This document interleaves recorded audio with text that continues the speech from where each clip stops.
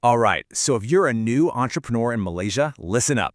There is one single question that can save you a ton of money and some serious headaches. And you know what?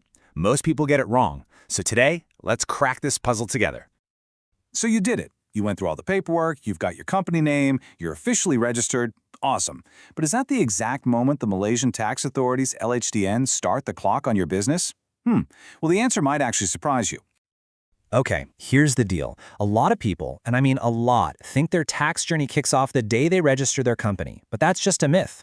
Think of it like a race. Registering is just putting your name on the list. The real race, the one the tax office is watching, only starts when that starting gun fires, and that's your first actual business operation. But hang on. Before we can even find that starting line, we gotta know what the race is all about, right? So what exactly does the tax office consider a business in the first place? Well, the official definition under the Income Tax Act is incredibly broad. Seriously, it covers pretty much any systematic activity you can think of. Trade, commerce, your profession, you name it. And here's the real kicker. Your venture doesn't even have to be for profit to count. It's all about the activity itself. All right, so now that we're clear on what a business is, let's get to the main event. How do we pinpoint that exact moment you cross the starting line? That day, your business is officially commenced for tax purposes. The tax authorities, they look for really clear signals, these big indicators. Things like making your very first sale, or providing your first paid service.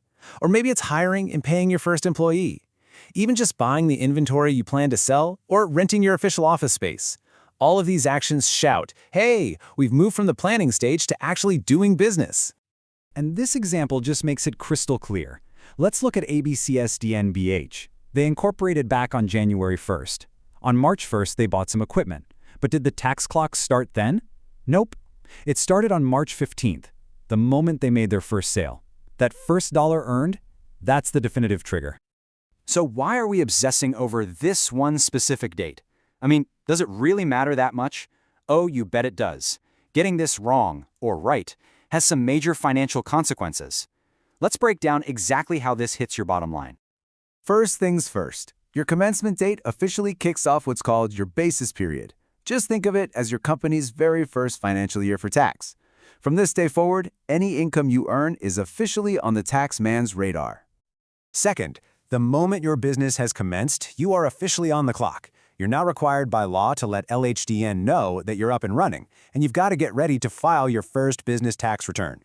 The countdown has begun. Now, pay close attention to this one, because it's a biggie. We all want to claim our expenses, right? Well, generally speaking, only the money you spend after your business is officially commenced is deductible against your income.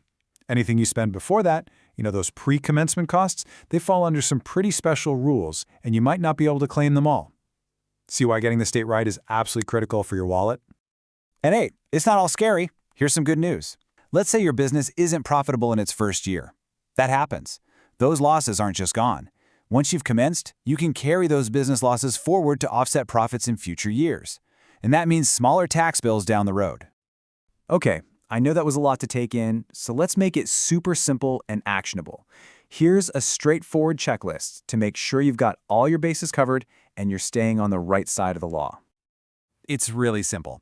1. Write down the date of your first sale. That's your golden ticket, your official start date. 2.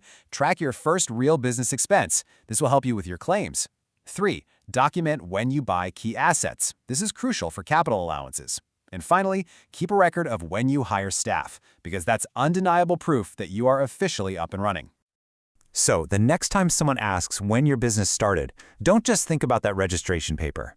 Think about that first sale, that first client, that first real move you made in the market. Because in the eyes of the tax office, that's when your journey truly began. And now you know exactly how to find it.